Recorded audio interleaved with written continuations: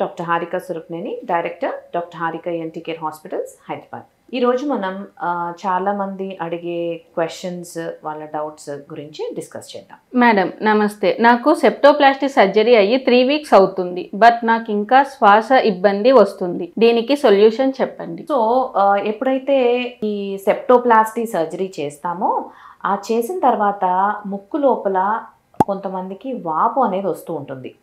So anywhere మనం బాడీలో ఎక్కడ కట్ చేసి మెడల్ చేసినప్పుడు ఏ బాడీ పార్ట్లో అయినా కూడా వాపు అనేది నార్మల్గానే వస్తుంది.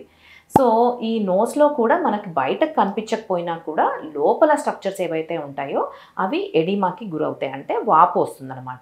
సో ఆ వాపు వల్ల మనకి సెప్టోప్లాస్టీ సర్జరీ చేయక ముందు ఎంతైతే నేసల్ బ్లాక్ ఉంటుందో అలానే కొన్ని రోజుల దాకా ముక్కు లోపల ఆ బ్లాక్ అనేది పర్సిస్ట్ అయ్యే అవకాశం ఉంటుంది. అందుకనే ఈ సర్జరీ అయిన తర్వాత దట్స్ వై చాలా కేర్ఫుల్గా నోస్ క్లీన్ చేసుకోవటము, మందులన్నీ కరెక్ట్గా వాడడము అవన్నీ చేస్తూ ఉండాలి. నోస్ ఎప్పుడైతే ఎక్కువగా క్లీన్ చేసుకుంటూ ఉంటామో ఆ వాపు అనేది గ్రాడ్యువల్గా తగ్గుతూ ఉంటుంది. ఈ వాపు కొంతమందిలో ఎక్కువగా వస్తూ ఉంటుంది, కొంతమందిలో తక్కువ ఉంటూ ఉంటుంది. సో తక్కువ ఉన్న వాళ్ళకి ప్రాబబ్లీ మేబీ ఒక 1 వీక్ వాడితే కనుక మందులు తగ్గిపోతుంది. ఒక 1 వీక్లో వాపు అనేది కంప్లీట్గా తగ్గిపోతుంది. బట్ ఫర్ సమ్ పీపుల్ ఈ వాపు అనేది కంటిన్యూస్గా ఒక 2 to 3 వీక్స్ దాకా ఉండి అప్పుడు మెల్లమెల్లగా ఆ వాపు అనేది తగ్గుతూ ఉంటుంది. సో కంగారు పడాల్సింది ఏం లేదు, జస్ట్ మెడికేషన్ వాడండి, నేసల్ వాషెస్ చేసుకుంటూ ఉండండి.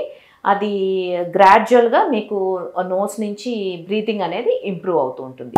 బట్ కొంతమందిలో అలర్జీస్ ఎవరికైతే ఉంటూ ఉంటాయో ఈ సెప్టోప్లాస్టీ సర్జరీ చేసిన తర్వాత కూడా ఇన్ కేస్ వాళ్ళకి ఏవైతే పదార్థాలు అలర్జీ ఉంటాయో వాటికి ఎక్స్పోజ్ అవుతే గనక మళ్ళీ కూడా నేసల్ బ్లాక్ అయ్యే అవకాశం ఉంటుంది. సో అందుకనే జాగ్రత్తలు తీసుకోవడం కంపల్సరీగా చూసుకుంటూ ఉండాలి.